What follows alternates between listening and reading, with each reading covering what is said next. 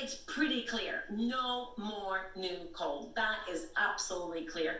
We cannot even afford to take the coal plants that have been mothballed because they are such stranded assets.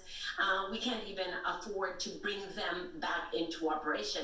And Alex, the very dangerous thing is that with these absolutely crazy gas prices that we have right now and electricity prices going through the roof because of gas prices, there is some temptation in some countries to take those coal plants out of mothball and have them, fire up again.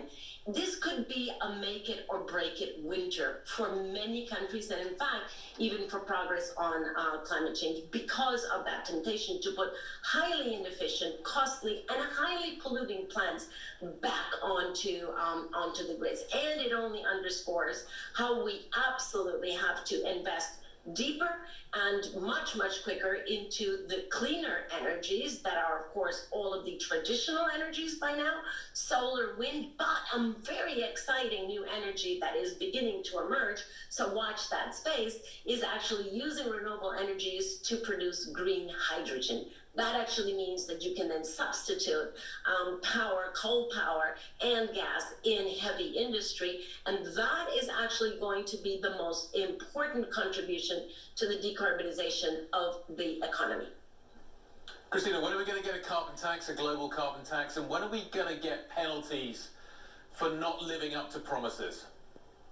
I don't think you're going to get penalties. We went through that during the regime called the Kyoto Protocol, which if anyone is old enough to remember, I certainly do. Mm-hmm. But during the Kyoto Protocol, we had penalties, and the only thing that led to was that those countries that were not complying just pulled out of the agreement 24 hours before the penalty would have been imposed. So that was a big lesson learned. That is not going to happen. Much more important in terms of punitive measures is the peer pressure that countries are getting from young people, for sure, thousands and thousands and thousands of them on the streets, but also from scientists, from anyone who is aware of what is going on. So I think punitive measures have been substituted by peer pressure, and that has to remain. Christiana, one thing that may bridge both is a carbon tax, basically setting a carbon price and having a carbon trading market that's liquid and that can be